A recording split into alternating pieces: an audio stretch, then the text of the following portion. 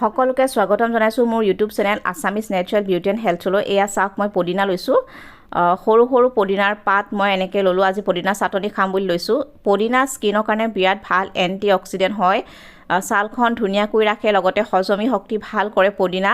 আৰু পদিনাৰ যিটো natural ingredient হয় হজমি শক্তিৰ কাৰণে বহুত ভাল। মই এনেকৈ সৰু সৰু পদিনা পাত লৈছোঁ, চাওক আপোনালোকক দেখাইছোঁ। একদম ভালকৈ চাফা কৰি ধুই লৈছোঁ মই, যিহেতু এইটো সময়ত পদিনাৰ পাত পাবলৈ অকণমান দিগদাৰ হয়। গতিকে মই যিহেতু পদিনা পাত পালোঁ, ভাবিলোঁ আজি পদিনাৰ চাটনিকে অকণকৈ খাব লাগিব।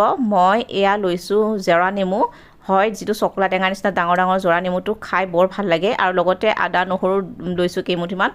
আৰু মই এয়া চাওক যিটো জৰা নেমুৰ যিটো বেছিকৈ লোৱা নাই, যিহেতু বৰ চোকা, গতিকে মই অকণমান লৈছোঁ নেমু।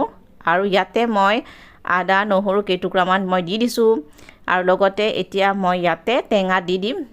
বহুতে হয়তো তেতেলী টেঙাও দিয়ে বা আন টেঙাও দিয়ে, কিন্তু মই এতিয়া যিহেতু ঘৰৰ ওচৰতে যিটো জৰা নেমু আছে সেইটো মই দিম। কিন্তু ইয়াৰ লগতে মই কেইবিধমান দিব পাৰে বেলেগ বেলেগ বস্তু, কিন্তু মই বিশেষকৈ জৰা নেমু আছিল যিহেতু মই জৰা নেমুকে দিলোঁ। তেতেলী টেঙা দিলেও খাই ভাল লাগে। আৰু এনেকৈ মই এতিয়া মিশ্ৰণটো কৰিম। আৰু যদি আপোনালোকে বিচাৰে হয়তো জলকীয়া এটা দিব পাৰে, মই এটা ডাঙৰ জলকীয়া এটা দি দিছোঁ। আৰু এনেকৈ টেঙা জ্বলা চাটনিকণক খাই সোৱাদটো বেলেগ। এয়া চাওক মই এনেকৈ পদিনাৰ চাটনি বনালোঁ, হয়তো আপোনালোকেও এনেকৈ বনায়। পদিনাৰ চাটনিটো সঁচাকৈ খাই বহুত ভাল লাগে আৰু মোৰো বহুত প্ৰিয়। আৰু এনেকৈ মই সৰু এটা ভিডিঅ' আপোনালোকৰ লগলৈ আনিলোঁ। আশা কৰিছোঁ ভিডিঅ'টো নিশ্চয় আপোনালোকে আঁকোৱালি ল'ব।